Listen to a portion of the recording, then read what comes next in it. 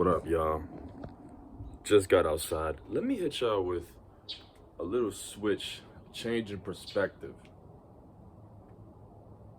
I was thinking, I recently bought this book, Choose Your Enemies Wisely by Patrick Bet-David, and I believe it was in my last video, or if not, a video from a couple days ago.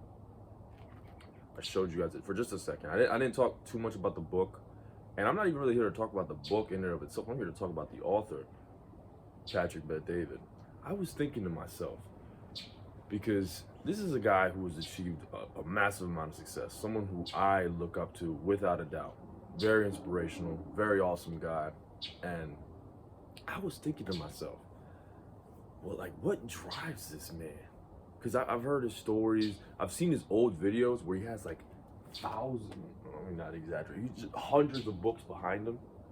And I was just thinking to myself while I'm getting ready, like, what drove this man to do that?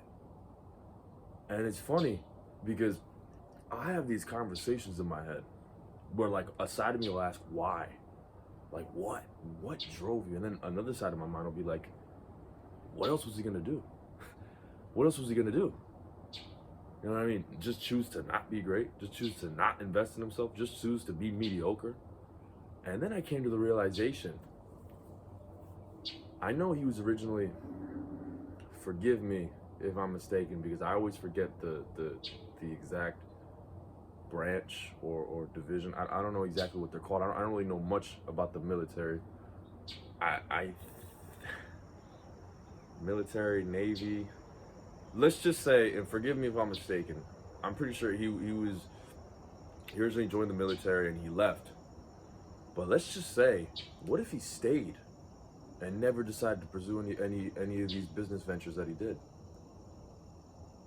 He would have robbed the world of his excellence, of his talent, of his hard work, of valuetainment, of his, what's that other company that he has? Forgive me, I'm not too familiar with the other company, but of valuetainment. And most notably, the two really phenomenal interviews he had with Andrew Tate. Because don't get me wrong, Andrew Tate has had some great interviews, but in my opinion, in my honest opinion, Patrick Bet-David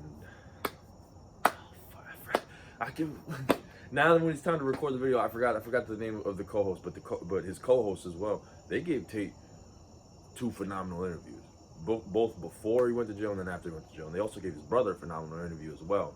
Just some recent examples of what he's done. His podcast, he's got on plenty of people on there, and he's just done some amazing things.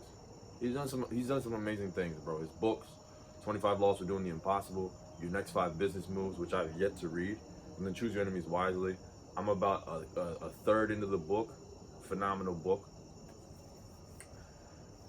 It's already like giving me so much more insight, and it was definitely an investment in myself.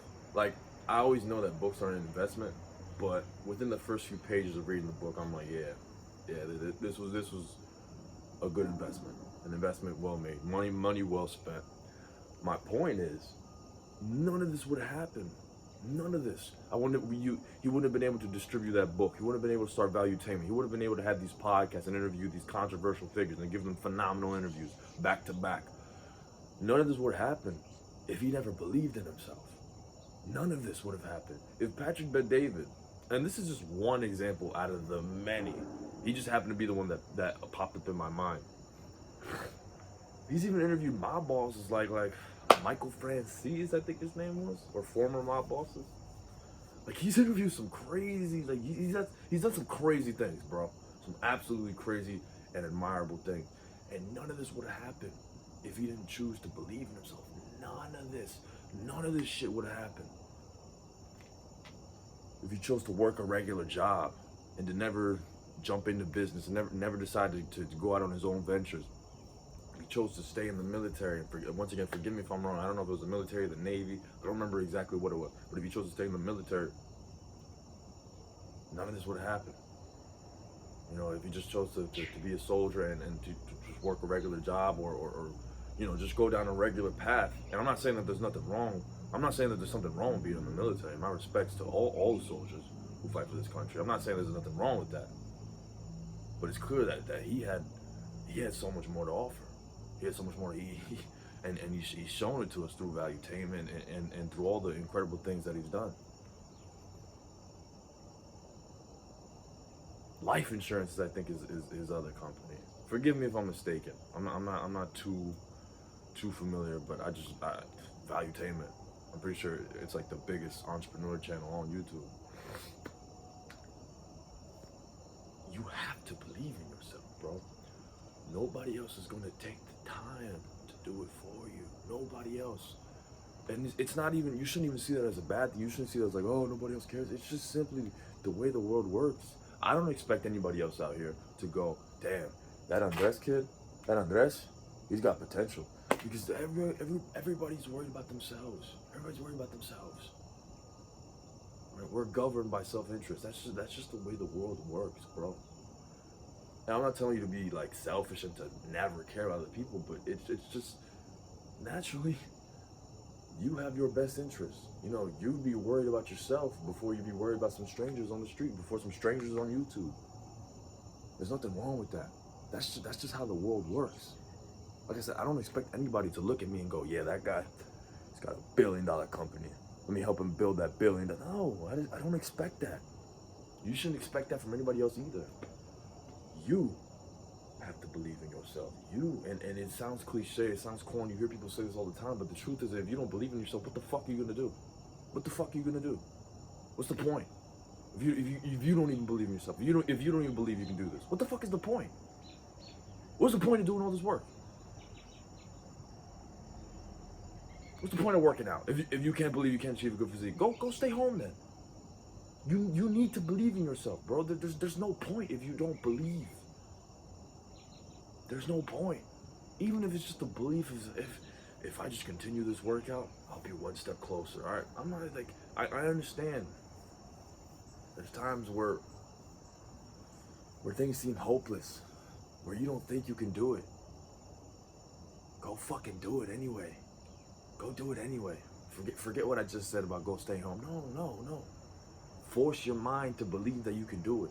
All right, if you don't think you can go achieve a good physique, go get a workout in. Go work out. Go work out. Go see what it feels like.